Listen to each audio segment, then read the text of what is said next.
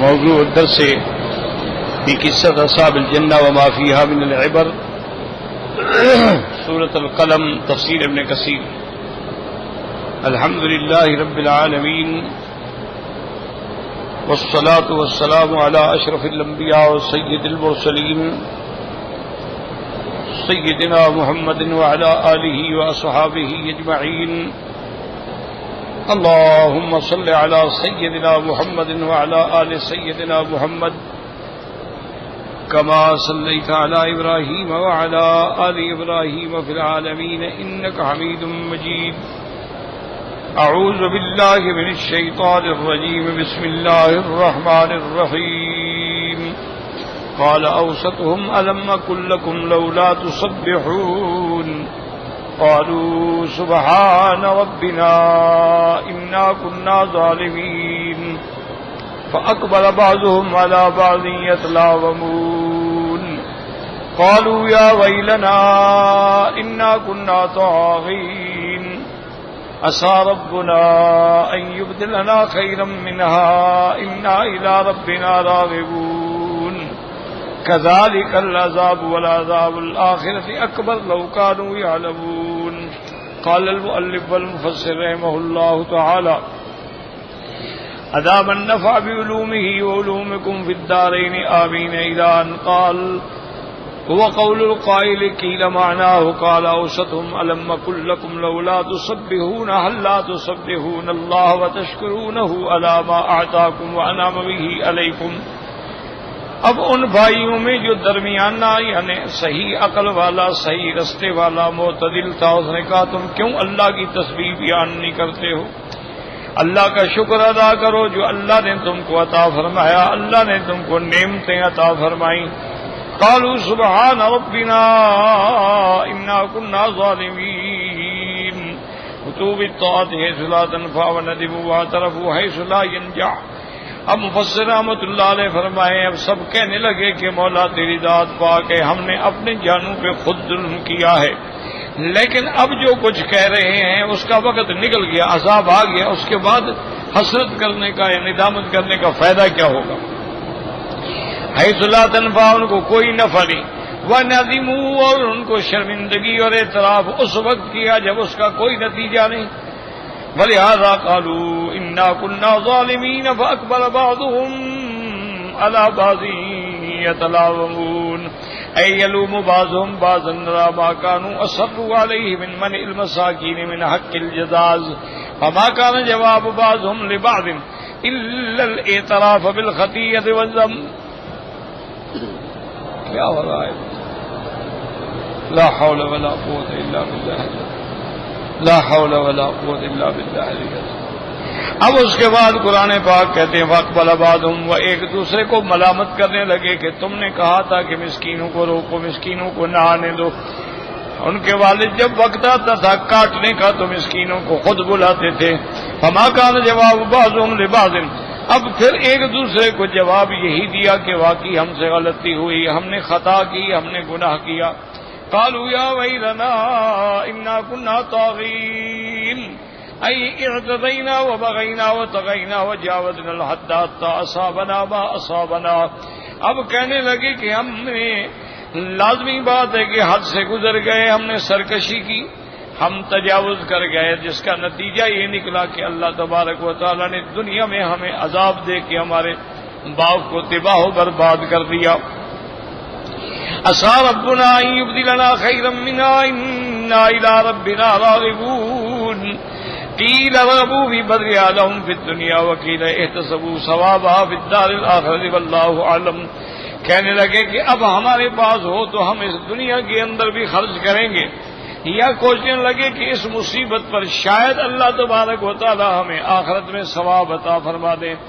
ثم قد ذكر بعض السلف ان هؤلاء كانوا من اهل اليمن. اب مفسر فرماتا ہے کہ بعض اسلاف نے یہی فرمایا ہے کہ یہ باغ والے لوگ جو تھے یمن کے علاقے کے تھے. قال سعید بن جبیر كانوا من قرية يقال لها ذروان على 6 اميال من صنعاء. حضرت سعید بن جبیر فرماتے ہیں کہ یہ صنعاء سے 6 میل دور ایک بستی تھی جس کا نام ذروان تھا. وقیل كانوا من اهل الحبشہ، بعض کہتے ہیں کہ نہیں، یہ حبش کے رہنے والے تھے. وَكَانَ أَبُوهُمْ قَدْ خَلَّفَ لَهُمْ هَٰذِهِ الْجَنَّةَ وَكَانُوا مِنْ أَهْلِ الْكِتَابِ. ان کے والد نے ان کو میراث کے اندر یہ باغ چھوڑا تھا اور وہ اہل کتاب تھے. وَقَدْ كَانَ أَبُوهُمْ يَسِيرُ فِيهَا سِيرَةً حَسَنَةً وَكَانَ مَا يَسْتَغِلُّ مِنْهَا يَرُدُّ فِيهَا مَا تَحْتَاجُ إِلَيْهِ وَيَدَّخِرُ لِعِيَالِهِ قُوتَ سَنَةٍ وَيَصَدَّقُ بِالْفَاضِلِ. ان کا والد جو تھا اس کا بہت اچھا طریقہ تھا. وہ ہمیشہ یہ کرتا کہ جو اللہ اس کو فصل عطا فرماتے تھے ان میں سے جو محتاج ہوتے ان کو دیتا اور اپنے خرچ سال کا رکھنے کے بعد جو باقی بچتا سب خیرات کر دیتا. فلما مات ورثه قالوا، اب جب وہ فوت ہو گیا اور اولاد وارث بنی، قالوا لقد كان ابونا احمق، کہنے لگے ہمارا باپ تو پاگل تھا، ایسے سارا کچھ لٹاتا رہا لوگوں پر. اذ كان يوسف ينادي شيئا للفقراء ولو أنا منعناهم لتوفر ذلك علينا فلما عزموا على ذلك عوقبوا بنقيض قصدهم. اب کہنے لگے ہمارا والد باپ بے وقوف تھا، اگر ہم ان مسکینوں کو دینے کے بجائے وہ ساری چیز اپنے لیے بچائیں تو ہم سب کو اس کا زیادہ فائدہ ہوگا. لیکن جو انہوں نے سوچا تھا نتیجہ الٹا نکلا کہ اللہ نے اس باغ کو بھی برباد کر ڈالا. فَأَذَابَ اللَّهُ بِأَيْدِيهِمْ بِالْكُلِّيَّةِ رَأْسَ المال، اب راس المال بھی گیا، باغ بھی گیا. والربا والصدقہ لم يبقى لهم شيئا، اب نہ نفع رہا نہ صدقہ رہا نہ اصل مال رہا. قال اللہ تعالی كذلك العذاب، اي هكذا عذاب من خالف امر الله وبخل ما آتاه الله انعم به عليه ونحق المسكين والفقير وذوي الحاجات وبدل نعمت الله كفرا. یعنی اسی طرح عذاب ہوتا ہے ان پہ جو اللہ کے حکم کی مخالفت کرتے ہیں، بخل کرتے ہیں جو اللہ نے عطا فرمایا ہے.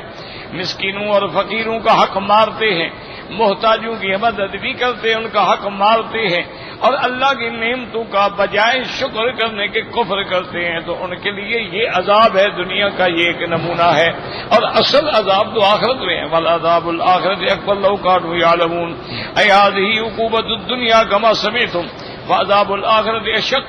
یہ تو دنیاوی عذاب ہے اور اصل عذاب جو ہے وہ آخرت کا ہے. وقد ورد فی حدیث رواه الحافظ البیہقی من طریق جعفر محمد بن علی بن الحسین بن علی بن ابی طالب عن ابیہ عن جدہ ان رسول اللہ صلی اللہ علیہ وسلم نہى عن الجداد باللیل والحصاد باللیل. حافظ امام البیہقی رحمۃ اللہ علیہ نے اس روایت کو اس سند سے نقل کیا ہے کہ حضرت محمد بن علی بن الحسین نے اپنے دادا حضرت علی رضی اللہ تعالیٰ عنہ سے روایت کی ہے کہ حضور پاک نے فرمایا کہ فصل رات کو نہ کاٹی جائے بلکہ دن میں کاٹیں تاکہ لوگ آئیں اور لوگ فائدہ اٹھائیں. یہ تھوڑا ہے کہ رات میں چوری چوری کاٹ کے لے جاؤ اور کسی مسکین کو نہ دو. اللہ نے سب کا حق رکھا ہوتا ہے، حتیٰ کہ پرندے جو ہیں وہ بھی اپنا رزق حاصل کرتے ہیں اور انسان جو ہے وہ بھی اپنا رزق حاصل کرتے ہیں. اب اس کے بعد اللہ فرماتے ہیں ان للمتقین عند ربهم جنات النعیم افنجعل المسلمین کالمجرمین ما لکم کیف تحکمون ام لکم کتاب فیہ تدرسون ان لکم فیہ لما تخیرون ام لکم ایمان علینا بالغۃ الی یوم القیامۃ ان لکم لما تحکمون سلہم ایہم بذلک زعیم ام لہم شرکاء فلیأتوا بشرکائہم ان کانوا صادقین. اب اللہ تبارک و تعالی نے ان آیات مبارکہ میں ان لوگوں کا ذکر فرمایا جو اللہ سے ڈرنے والے. پورے قرآن مجید میں یاد رکھیں کہ اگر کہیں ذکر آئے گا نافرمانوں کا تو پھر ساتھ فرما برداروں کا ذکر بھی آئے گا. اگر اللہ تبارک و تعالی اصحاب نار کا ذکر کریں گے تو اصحاب جنت کا بھی ذکر کریں. اب پہلے ذکر آیا کہ باغ تھا، انہوں نے فقیروں کو روکا، مسکینوں کو روکا اور یہ فیصلہ کیا کہ ہم خیرات دیں. نتیجہ کیا نکلا کہ اللہ نے باغ ہی چھین لیا. اب ان کے بعد ان کا ذکر کیا جا رہا ہے کہ جو اللہ سے ڈرنے والے ہیں ان کے لیے تو اللہ نے اپنے پاس قیامت میں ایسے باغ رکھے ہیں جو ہمیشہ رہنے والے ہیں۔ اسی پر میں نے عرض کیا تھا، یاد رکھیں کہ صحیح عقیدہ اہل سنت والجماعت جو ہے وہ یہی ہے کہ جنت بھی برحق ہے، جہنم بھی برحق ہے، عذاب قبر بھی برحق ہے، حشر نشر بھی برحق ہے، نفخ صور بھی برحق ہے، نشر صحف بھی برحق ہے، میزان اعمال بھی برحق ہے، پل صراط سے گزرنا بھی برحق ہے، جزا سزا سب برحق ہے، جس کا ذکر اللہ نے قرآن میں اور فرمان محمد مصطفیٰ میں بیان فرما دیا۔ اور یہ بھی عقیدہ ہے اہل سنت والجماعت کا کہ اللہ نے جنت پیدا کر دی ہے۔ میں نے عرض کیا تھا نا کہ بہت سارے لوگ ہیں جو جنت جہنم کے منکر ہیں، عذاب قبر کے بھی منکر ہیں۔ بہت سارے لوگ ہیں جو کہتے ہیں کہ نہیں، جنت جہنم تو ہوگی لیکن اللہ آئندہ پیدا کریں گے، ابھی پیدا نہیں کیے۔ لیکن حق یہ ہے کہ جنت بھی اللہ پیدا فرما چکے ہیں اور جہنم بھی پیدا فرما چکے ہیں۔ اچھا، جنت جو ہے وہ تو آسمانوں میں ہے، اور جہنم جو ہے وہ زمین کے نیچے ہے۔ اللہ نے جہاں جنت کا ذکر کیا فرمایا عند سدرۃ المنتہی عندہا جنت المأوی، کہ حضور صلی اللہ علیہ وسلم جب سدرۃ المنتہی پہ پہنچے، اور سدرۃ المنتہی جو ہے اس کے ساتھ ہی وہ جنت المأوی، تو سدرۃ المنتہی ساتویں آسمان پہ ہے، صاف بات ہے کہ جنت بھی آسمانوں میں ہے۔ اور اسی طرح صحیح حدیث مبارک میں ہے، سرکار دو جہان صلی اللہ علیہ وسلم نے فرمایا اذا سألتم اللہ فاسألوہ الفردوس الاعلی، کہ جب اللہ سے جنت مانگو تو فردوس مانگا کرو کہ اللہ ہمیں جنت الفردوس عطا فرما۔ اور ساتھ حضور نے یہ بھی بتلا دیا کہ ساتواں آسمان جو ہے اس کی زمین ہے، اور عرش معلیٰ جو ہے اس کی چھت ہے، یعنی وہ سب سے اعلیٰ جنت۔ ویسے تو اللہ کے ہاں کئی جنتیں ہیں نا، جنت الفردوس ہے، جنت الخلد ہے، جنت النعیم ہے، جنت عدن ہے، جنت المأوی ہے، وہ تو کئی جنتیں ہیں۔ جنات النعیم، اسی طرح وَلِمَنْ خَافَ مَقَامَ رَبِّهِ جنتان، اور اسی طرح ایک حدیث مبارک میں ہے کہ میرے مدنی سرکار رحمت دو جہاں صلی اللہ علیہ وسلم غزوہ احد میں تھے کہ ایک عورت جو ہے وہ بڑی غمگین اور بے حد اداس اور پریشان ہو کے حضور کی خدمت میں آئی، اور اس نے آگے عرض کیا کہ یا رسول اللہ صلی اللہ علیہ وسلم، میرا ایک بیٹا تھا اور میں نے سنا وہ شہید ہو گیا،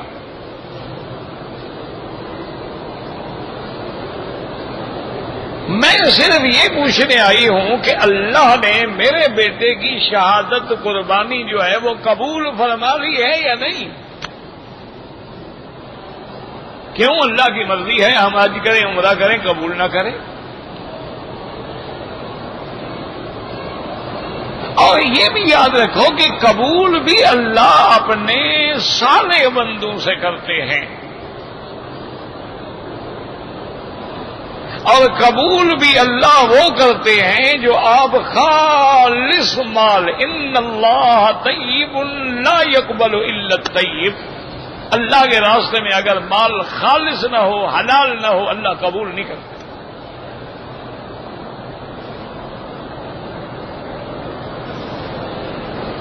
اور یہ واقعہ قرآن میں بھی موجود ہے کہ جب حابیل اور قابیل نے، دونوں بھائی تھے، آدم علیہ السلام کی اولاد تھے،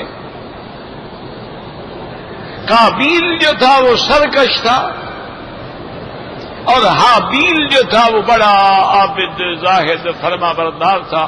کہنے لگے اچھا ایسا کرتے ہیں کہ بھئی ہم دونوں خیرات کرتے ہیں، دیکھتے ہیں کہ کس کی خیرات قبول ہوتی ہے اور کس کی قبول نہیں ہوتی. جس کی قبول ہوگی اس کا معنی وہ اللہ کے شان والا ہے.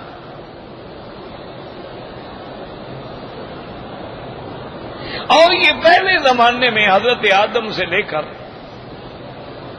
ابتدائی دور میں خیرات کا طریقہ ہی یہ ہوتا تھا کہ آپ نے خیرات کرنی ہے، کوئی بکرا ہے، کوئی چاول ہے، کچھ ہے، وہ جا کے ایک اونچے مقام پہ رکھ دیتے تھے اور اللہ آگ بھیجتے تھے. اگر اس کو آگ آگے جلا دے مانا اللہ نے قبول کر لیا، اور اگر وہ تمہارا رکھا ہوا اسی طرح پڑا رہ گیا اس کا معنی ہے کہ اللہ نے قبول نہیں کیا، مردود ہو گیا. یہ تو شکر کرو کہ اللہ نے رحمت دو جہاں کی وجہ سے ہمارے پردے رکھ لیے ہیں، رحمت للعالمین کی وجہ سے اللہ نے حضور کی امت میں ستر رکھ دیا ہے. اب ہم خیرات کر رہے ہیں، عمرہ کر رہے ہیں، قبول ہے نہیں قبول ہے، پردہ تو ہے نا، کسی کو پتہ تو نہیں ہے. پہلے تو واضح ہو جاتا تھا بھی قبول ہے ٹھیک ہے، نہیں ہے تو پڑا ہے.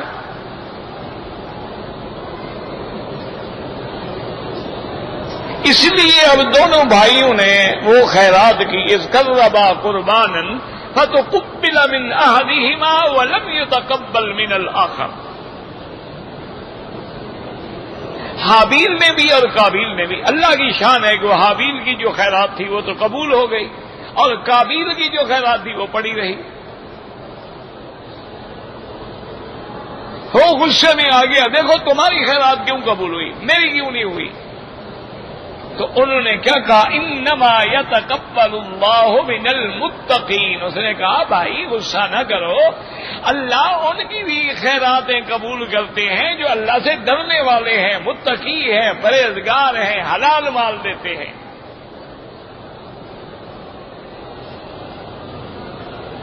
اگر مال حرام ہے اس کا کوئی ثواب نہیں ہوتا. جیسے ہمارے ہاں بینک والے لوگ ہیں، انشورنس والے لوگ ہیں، اور کئی کمپنیاں ہیں جو سودی کاروبار کرتی ہیں، اور وہ ہر سال جناب کچھ لوگوں کو عمرے پہ بھیجتے ہیں، حج پہ بھیجتے ہیں. بالکل حرام ہے، ناجائز ہے. حرام کے پیسے دے کیا عمرہ ہے یا کیا حج ہے.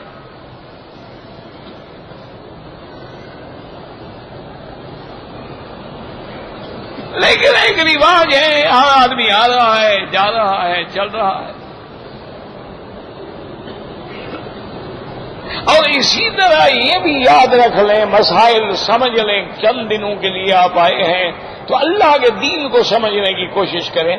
اگر جیسے بینک والے مسجدیں بنا دیتے ہیں، بڑی بڑی خوبصورت مسجدیں، انشورنس کمپنیاں مسجدیں بنا دیتی ہیں، سودی ادارے جو ہیں وہ مسجدیں بنا، اس مسجد میں نماز پڑھنا بھی ناجائز ہے.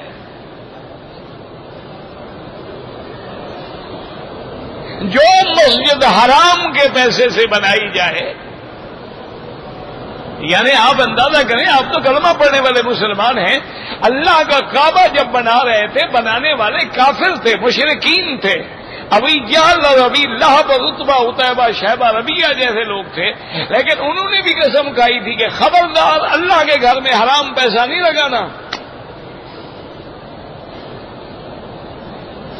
ہر آدمی اپنا خالص حلال کا مال لے کے آئے. کعبہ شریف چھوٹا کر دیا لیکن حرام کا مال نہیں لگایا. اور جب ہماری پوری مسجد ہی سود سے بنی ہے، پوری مسجد ہی انشورنس کے کمپنیوں کے نفع، اچھا اس میں تو صرف سود ہے، انشورنس جو ہے اس میں سود بھی ہے اور جوا بھی ہے، یعنی وہ ڈبل حرام ہے. بینک میں تو سود حرام ہے نا، ربا حرام ہے، اس میں تو دونوں چیزیں ہیں، قمار بھی ہے اور سود بھی ہے. جوا کیسے ہے؟ آپ نے 10 لاکھ کی پالیسی بنائی آپ نے ابھی 3 قسطیں جمع کرائی ہیں، حادثہ ہو گیا، آپ کو 10 لاکھ دے گا انشورنس کمپنی کے؟ نہیں دے گی۔ تو جوا کیا ہوتا ہے؟ 100 روپیہ ڈالو 1000 آ جائے، جوا اسی کو تو کہتے ہیں۔ اچھا، آپ نے پالیسی لے لی اور 10 سال کی مدت میں آپ نہیں مرے تو آپ کو وہ 10 لاکھ بھی دیں گے اور سود کے ساتھ دیں گے۔ تو یعنی جوا بھی آ گیا، سود بھی آ گیا۔ اس لیے ہاں، وہ لوگ جیسے بعض ملکوں میں قانون ایسا ہے کہ آپ انشورنس کے بغیر ان کے ملک میں داخل نہیں ہو سکتے، آپ مجبور ہیں۔ گاڑی انشورنس کے بغیر آپ نہیں چلا سکتے، ایئرپورٹ پہ اترتے ہوئے آپ کو انشورنس کرانی پڑ جاتی ہے کہ خدا نہ کرے میں بیمار ہو جاؤں یا حادثہ ہو جائے دوسرے ملک میں، میرا کون علاج کرے گا؟ وہ تو مجبوریاں ہیں، جیسے مرنے والے کو حرام کھانا جائز ہو جاتا ہے، مضطر کے لیے میتا حلال ہو جاتی ہے۔ جو آدمی کافروں کے ملک میں رہتا ہے، مسلمان لڑکی نہیں ملتی تو اہل کتاب سے شادی کر سکتا ہے۔ وہ تو حالات ہیں، وہ تو مجبوریاں ہیں۔ تو اس لیے ہمیشہ یاد رکھیں کہ اللہ تبارک و تعالیٰ کے ہاں قبول ہونے کے لیے یہ شرط ہے کہ مال حلال ہو، اور صحیح حدیث ہے میرے مدنی محمد مصطفیٰ کی رحمت دو جہاں صلی اللہ علیہ وسلم نے فرمایا کہ جب تم ایک کھجور کا دانہ دیتے ہو نا خیرات میں، ایک دانہ کھجور کا، اللہ اس کو لیتے ہیں، قبول فرماتے ہیں اور پھر اس کو بڑھاتے ہیں تاکہ وہ جبل احد کے برابر ہو جاتا ہے، پھر تمہیں ثواب دیتے ہیں۔ شرط یہ ہے کہ وہ حلال ہو، کیونکہ اللہ خود پاک ہے، وہ ناپاک چیز کو کیسے قبول فرمائے؟ اللہ کی ذات جو ہے وہ تو پاک ہے، ہر صفت نقصان سے پاک ہے۔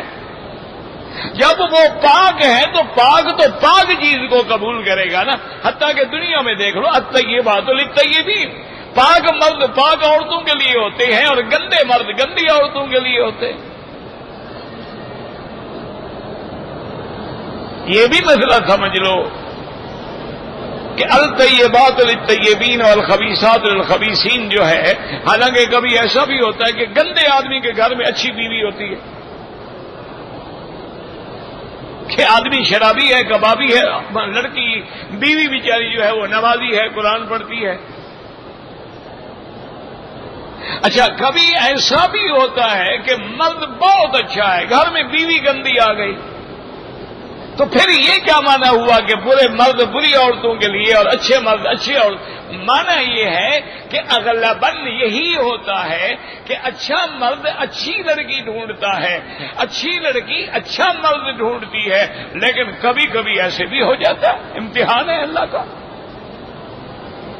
ورنہ جو طبعاً خواہش ہے، الزانی لا ينکح الا زانیۃ، جو زانی مرد ہے وہ زانیہ تلاش کرے گا، جو اس کے ساتھ عیاشی کر سکے، اس کا ساتھ دے سکے، اس کے ساتھ جناب ڈش دیکھنے کے بعد سارے طریقے اپنائے۔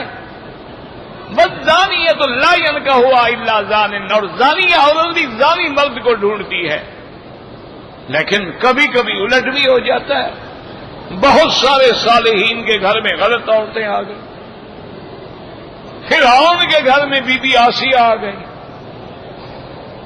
حضرت نوح علیہ السلام کے گھر میں بی بی کافرہ آ گئی، لوط علیہ السلام کے گھر میں بی بی کافرہ آ گئی۔ یہ بھی ہوتا ہے، یہ بھی ایک امتحان ہے اللہ کی طرف سے۔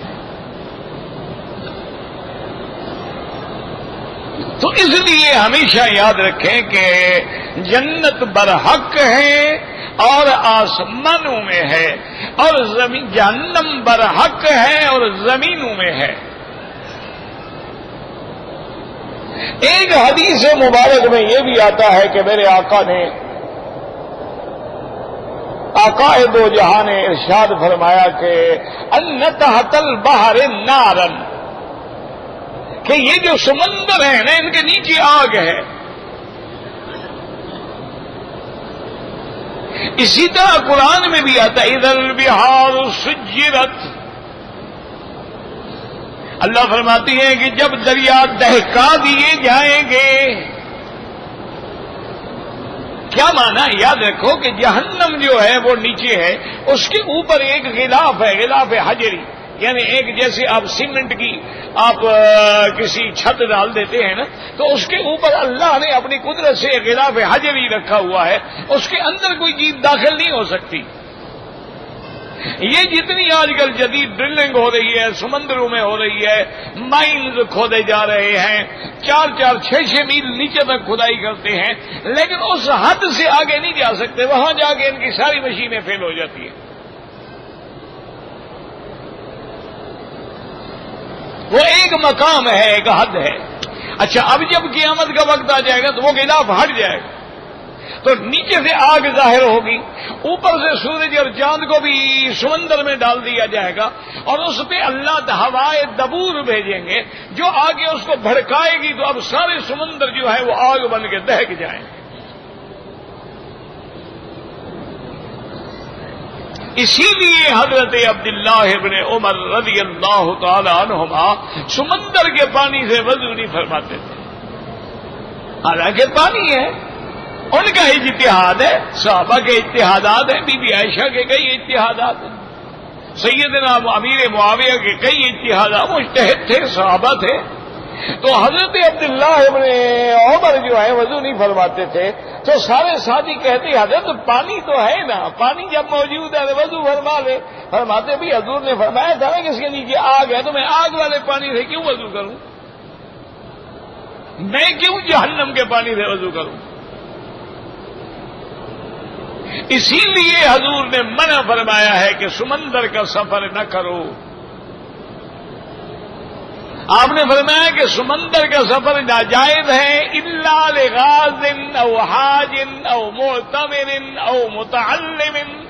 ہاں، اگر حج کے لیے سفر کرنا ہے، عمرے کے لیے کرنا ہے، یا کسی نے علم حاصل کرنے کے لیے کرنا ہے، یا کسی نے تجارت کے لیے کرنا ہے تو مجبوری ہے، ورنہ سیر وغیرہ کے لیے نہ کرو.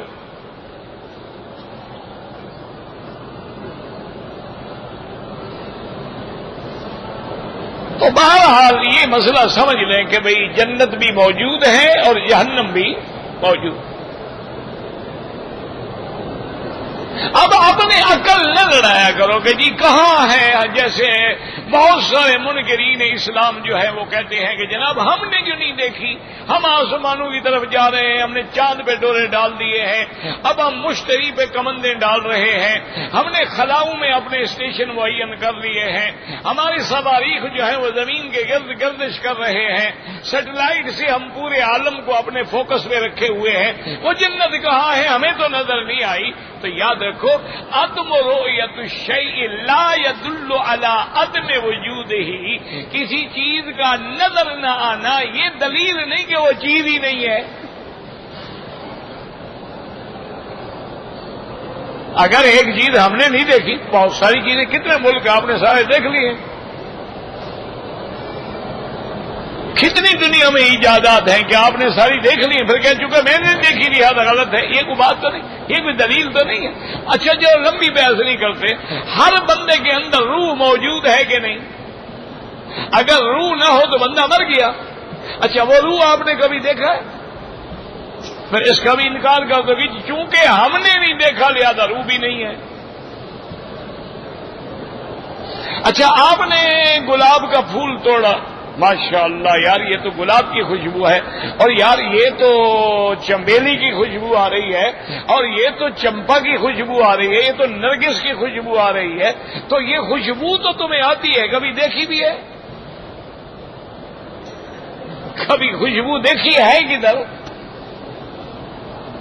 تو چونکہ نہیں دیکھی لہذا خوشبو کا بھی ہم انکار کر دیں. کتنا بڑا جاہل ہوگا کوئی ایسی بات کرے تو. اگر تم نے جنت نہیں دیکھی ہے تو اس کا معنی کیا ہے کہ جنت نہیں ہے؟ اور پھر یاد رکھو کہ ہم مسلمانوں کے لیے تو مسئلہ یہ حل ہے، جب اللہ نے فرما دیا ہے کہ اعدت للمتقین، ہم نے جنت متقین کے لیے تیار کر رکھی ہے، بات ختم ہو گئی۔ مسلمانوں کے لیے تو مسئلہ یہ حل ہے کہ حضور پاک نے فرمایا میں خود جنت کے اندر داخل ہوا اور وہاں میں نے ایک محل دیکھا جو سفید موتیوں کا بنا ہوا تھا، تو میں نے حضرت جبریل سے پوچھا کہ جبریل یہ تو بڑا خوبصورت محل ہے، کس کا ہے؟ تو اس نے کہا یا رسول اللہ، شوق بڑھانے کے لیے اس نے کہا یا رسول اللہ رجل من قریش، قریش کا ایک آدمی ہے، یہ اس کا ہے۔ حضور نے فرمایا اللہ کے بندے میں بھی تو قریشی ہوں۔ اس نے کہا نہیں یا رسول اللہ، یہ آپ کا نہیں، یہ آپ کے غلام عمر کا ہے، آپ کا تو محل ہی الگ ہے، مقام ہی الگ ہے، یہ تو خادم کا محل ہے، یہ تو غلام کا محل ہے۔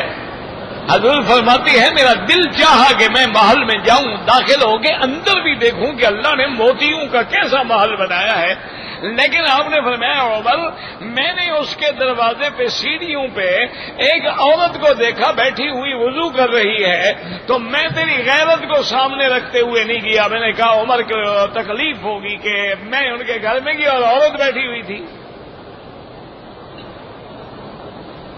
حضرت عمر رو پڑے، انہوں نے کہا علیک اغاب یا رسول اللہ، انہوں نے کہا حضور آپ پر بھی مجھے غیرت آتی، اگر آپ میرے گھر میں چلے جاتے تو میں تو ساری دنیا میں فخر کرتا کہ جنت کے گھر میں سب سے پہلے محمد مصطفیٰ آئے ہیں میرے گھر میں۔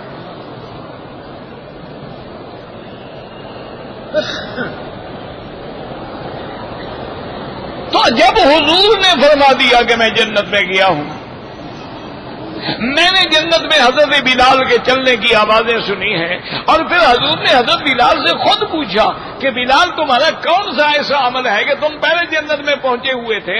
خود نے کہا حضور اور تو کوئی عمل نہیں، لیکن میں جب بھی وضو کرتا ہوں تو 2 رکعت تحیت الوضو بھی پڑھتا ہوں، تحیت الوضو بھی پڑھتا ہوں، تحیت المسجد بھی پڑھتا ہوں۔ تو آپ نے فرمایا اسی وجہ سے اللہ نے تمہیں یہ مقام عطا فرمایا ہے۔ تو اس سے بڑی گواہی کیا ہے جب حضور پاک نے دیکھ لیا؟ اب ہم عقل لڑاتے رہے کہ جی وہ جنت کہاں ہے اور ہمیں نظر نہیں آئی، اور جب آسمان پھٹ جائیں گے تو وہ جنت کہاں ہوگی؟ یہ کافروں کے یہ مشکلات پڑتی ہے نا، قرآن کے دشمنوں کو یہ مسائل سمجھ نہیں آتے۔ وہ کہتے ہیں اذا السماء انشقت، اور کہیں قرآن کہتا ہے اذا السماء انفطرت، اور کہیں قرآن نے فرمایا والسماء منفطر به، اور کہیں قرآن میں آتا ہے یوم تشقق السماء بالغمام ونزل الملائکۃ تنزیلا،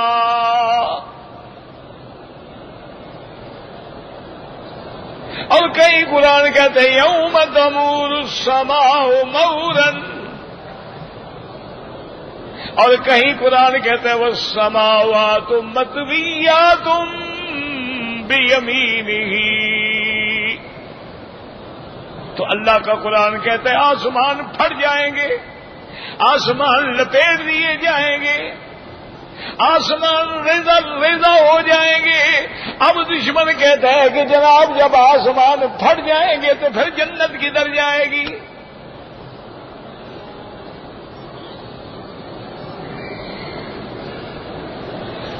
اللہ اکبر۔ سیدنا عمر سے کہہ دو رضی اللہ عنہ، ایک یہودی نے پوچھا کہ عمر جب آسمان پھٹ جائیں گے فرشتے کدھر جائیں گے، جنت کدھر جائیں گی؟ حضرت عمر سمجھ گئے نا کہ دشمن اسلام اعتراض کر، انہوں نے فرمایا اچھا مجھے یہ بتاؤ اب رات ہے یا دن ہے؟ اس نے کہا جی نہیں رات ہے۔ اب نے دن کہاں گیا؟ اس نے کہا جی پتہ نہیں۔ اس نے کہا پتہ نہیں، تو جیسے دن کو اللہ رات میں چھپا دیتے ہیں، رات کو دن میں چھپا دیتے ہیں، ان کی مرضی ہے، جب ان کو گرا دیں گے ان کا بھی انتظام فرما دیں گے، اللہ کے آگے کیا مشکل ہے؟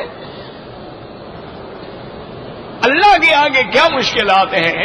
جب اللہ تبارک و تعالی آسمانوں کو تو اس لیے یاد رکھو تو سب کچھ بدل جائے گا. یوم تبدل الارض غیر الارض والسماوات وبرزوا للہ الواحد القہار اليوم تجزا کل نفس بما کسبت. یاد رکھو زمینیں بھی بدل جائیں گی، آسمان بھی بدل جائیں گے، سب پہ فنا آ جائے گی، لیکن جنت پہ فنا نہیں آئے گی، جہنم پہ فنا نہیں آئے گی، حور پہ فنا نہیں آئے گی، غلمان پہ فنا نہیں آئے گی، اللہ کے عرش و کرسی پہ فنا نہیں آئے گی. یہ چیزیں باقی رہیں گی. تو پھر کیا معنی ہوا؟ کل من علیہا فان. اللہ فرماتے ہر چیز پہ فنا ہے. تو علماء نے فرمایا نے ہر چیز قابل فنا ہے. اللہ فنا کرنا چاہے تو فنا کر سکتے ہیں، لیکن نہ کریں تو ان کی مرضی ہے. وَنُفِخَ فِي الصُّورِ فَصَعِقَ مَن فِي السَّمَاوَاتِ وَمَن فِي الْأَرْضِ إِلَّا مَن شَاءَ اللَّهُ. جب سور پھونکا جائے گا ساری دنیا مدہوش ہو کے بے ہوش ہو کے ختم ہو کے مر جائے گی، لیکن جن کو اللہ چاہے نہ مارے اس کی مرضی ہے. اس لیے فرمایا کہ ان للمتقین عند ربهم جنات النعیم. اللهم ارزقنا الفردوس الاعلی. یا اللہ ہر کلمے پڑھنے والے کو جنت نصیب فرما، اور جو زندہ ہیں ان کی ہدایت کے فیصلے فرما.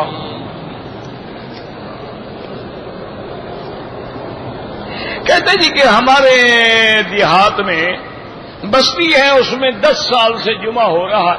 بھائی جو ہو رہا ہے جھگڑوں میں نہ پڑو. امام ابو حنیفہ رحمت اللہ علیہ کے جمعہ کے لیے بڑے سخت شرائط ہیں. وہ فرماتی ہیں جمعہ وہاں ہوتا ہے جہاں بڑا قصبہ ہو، دکانیں ہوں، ضروریات کی چیزیں ہوں. ہر بستی میں نہیں ہوتا. وہ کہتے ہیں اگر ہر بستی میں ہوتا تو لوگ حوالی سے چل کے حضور کے پاس مسجد میں کیوں آتے جمعہ پڑھنے کے لیے. لیکن بعض علماء ہر جگہ بہرحال جہاں ہو رہا ہے جھگڑے میں نہ پڑو، اور جہاں چھوٹیاں بستیاں ہیں نہیں ہوتا ہے وہاں شروع نہ کرو. اگر ہر بستی میں ہم نے جمعہ شروع کر دیا تو پھر جامع مسجد کا کیا مقام رہے گا؟ پھر اس کے لیے آنے کا کیا مقام رہے گا؟ کیسا نودی للصلاۃ فی یوم الجمعۃ فاسعوا الی ذکر اللہ. لازمی بات ہے کہ عام مسجد میں اور جامع میں کوئی فرق تو ہو نا.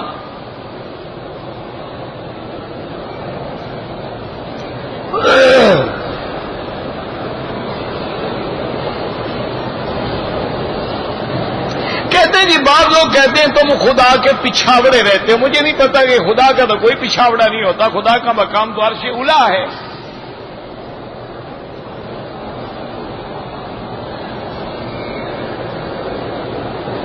مسجد ایک آدمی تعمیر کر سکتا ہے، اللہ توفیق دے تو کیوں نہ کرے. ابھی وہاں ہندوستان میں میرے دوست ہیں، جاننے والے ہیں، ماشاءاللہ ایک آدمی نے کروڑوں تقریباً 7 کروڑ روپے لگا کے مسجد بنا دی. ایک آدمی نے.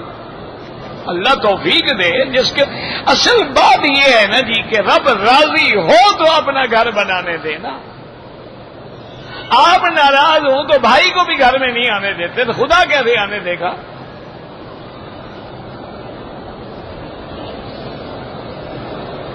طواف مکمل کرنے کے بعد 6 نفل پڑے. 6 کیوں پڑے جی؟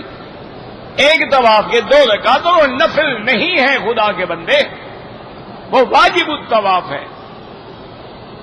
بس زبان پہ چڑھ گیا ہے نفل نفل نفل بس. اگر ایک پلاٹ ہم نے لیا ہے تو ہم نے گھر بنانا ہے تو زکوٰۃ نہیں ہے. اگر تم نے تجارتی طور پہ لیا ہے کہ جب مہنگا ہوگا بیچوں گا تو ہر سال زکوٰۃ دینی ہوگی.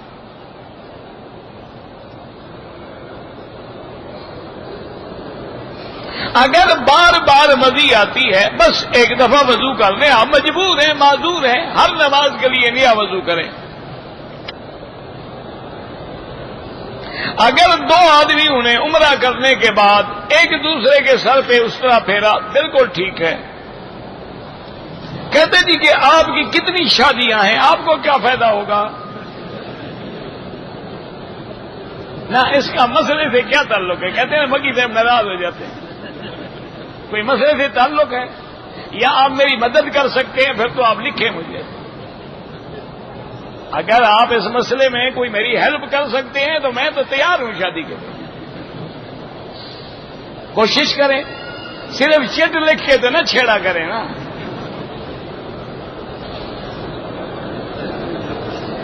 میرے کاروبار میں کرتا ہوں شیعہ کے ساتھ. نہیں, کاروبار تو اللہ کے بندے یہودی کے ساتھ بھی جائز ہے. یہ ساری دنیا میں جو کاروبار ہو رہا ہے مسلمانوں کے ساتھ ہو رہا ہے, سارا کافروں کے ساتھ کاروبار ہے. یہ مکے مدینے میں جو آپ ماشاءاللہ بپسی کولا پی رہے ہیں یہ کس کا ہے؟ کافروں کا تو ہے. یہاں تو صرف پانی ڈالتے ہو نا, میٹیریل تو وہ بیچتے ہیں. یہ جتنے برگر کھا رہے ہو, پیزے کھا رہے ہو ماشاءاللہ, میکڈونلڈ کے اور KFC, سارے یہودیوں کا مال ہے.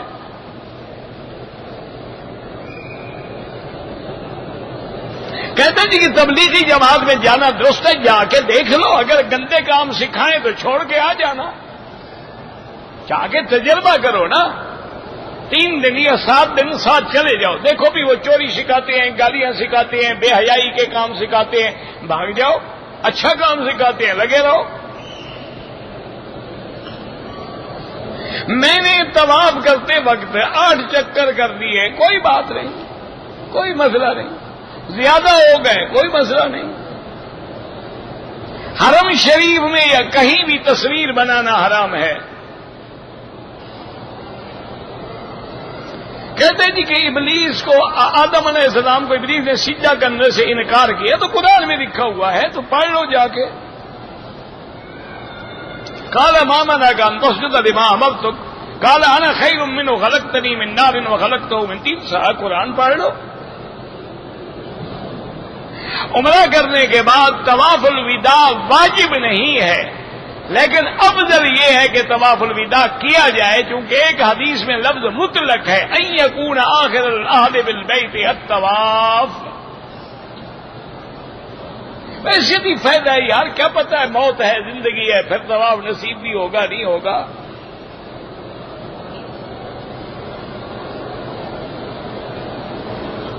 کہتے جی کہ ایک آدمی کو میں نے 20 لوگوں کو 10 لاکھ روپے قرضہ دیا ہے. اب پتہ نہیں وہ آتے ہیں نہیں آتے, جب تک نہ آئے زکات نہ دو, جب آ جائے زکات دیتے جاؤ. اس میں کیا مصیبت ہے؟ سال کے بعد آئے, 2 سال کے بعد آئے, 2 سال کی زکات دے دینا.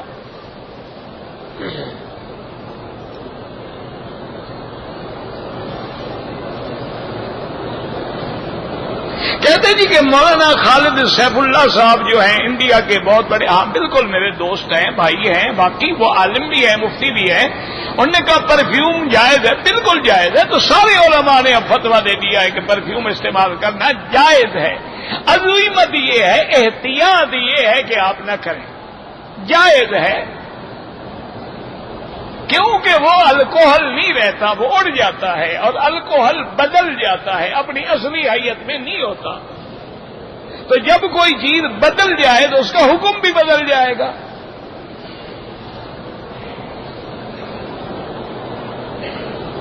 اگر کسی نے ہوٹل میں غسل کیا, 2 چادریں باندھی, مسجد عائشہ جا کے نیت کر کے آگے, ٹھیک ہے, ضروری تو نہیں کہ ہم وہاں چادریں باندھیں.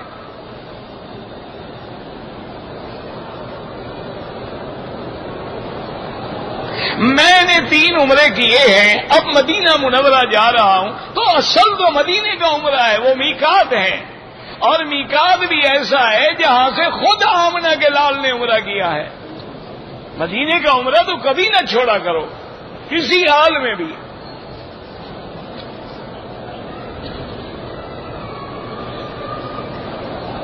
اگر میں نے ظہر کی نماز جماعت کے ساتھ پڑھ لی, ایک اور جماعت کھڑی ہوگی, آپ نفل کی حیثیت میں شریک ہو جائیں, کوئی بات نہیں. اگر طواف میں موقع ملے تو حجر اسود پہ بوسہ دیں یا ہر چکر پہ اشارہ کریں. اگر نہ بھی کریں تو کچھ نہیں ہوتا. ابتدا والا نہ بھولیں اور آخر والا نہ بھولیں.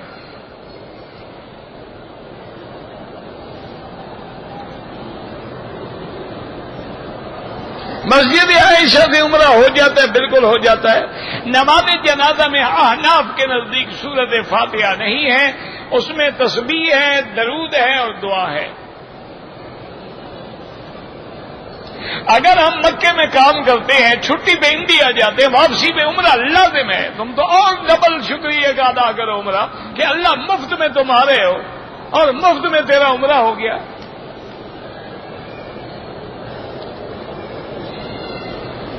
اگر ایک عورت نے حیض کی حالت میں عمرہ کر لیا، وہ دم بھی ادا کرے اور توبہ بھی کرے کہ پلیدی کی حالت میں اس نے اللہ کے گھر کا طواف کیا.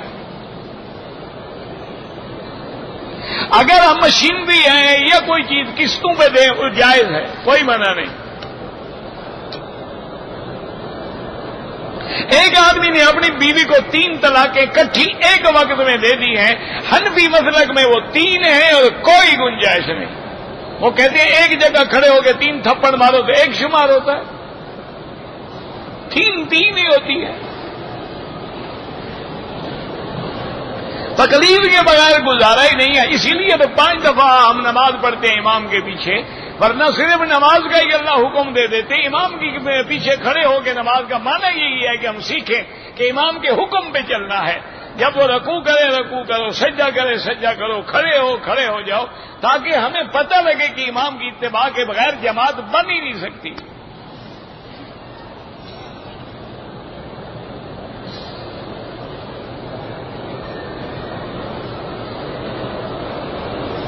کہتے جی کہ ہمارے ایک دوست ہیں بنگلہ دیش کے ہیں، وہ حضور کے والدین کے بارے میں وہ جو کہتے ہیں وہ جانے. ہم تو یہی سمجھتے ہیں کہ افضل یہ ہے خاموش رہو. باقی اس میں کوئی شک نہیں کہ حضور کے والدین حضور کے آنے سے نبوت سے پہلے فوت ہو گئے، انہوں نے کلمہ تو نہیں پڑھا.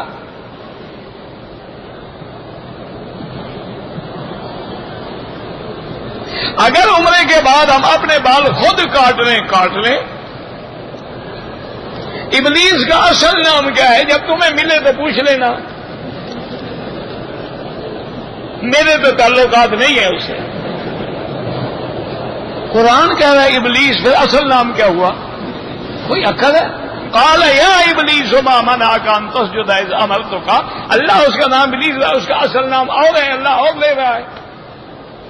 یعنی کوئی جاہل فارغ بیٹھے ہیں کہ کچھ پوچھنا ہے بس.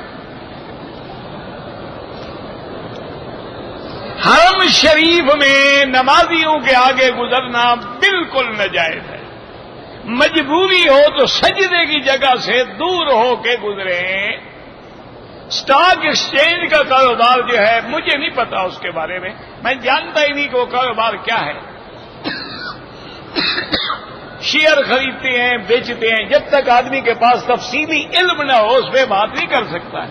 آپ ایسا کریں کہ اس بارے میں ان علماء سے رجوع کریں جن کو ان چیزوں کا پتہ ہو. کیونکہ مجھے پتہ نہیں اسٹاک ایکسچینج کیا بلا ہے اور اس کے اندر کاروبار کرنے کا کیا طریقہ ہے. تو جب تک آدمی کے پاس ساری تفصیل نہ ہو تو بات نہیں کہہ سکتا ہے. بہرحال علماء موجود ہیں ہر جگہ، جہاں جہاں اسٹاک ایکسچینج ہے وہاں جا کے پوچھ لیں، یا یہاں دارالافتاء سے رجوع کر لیں، وہ بھی آپ کو فتویٰ دے دیں گے. واللہ اعلم. ربنا تقبل منا انك انت السميع العليم وتب علينا انك انت التواب الرحيم.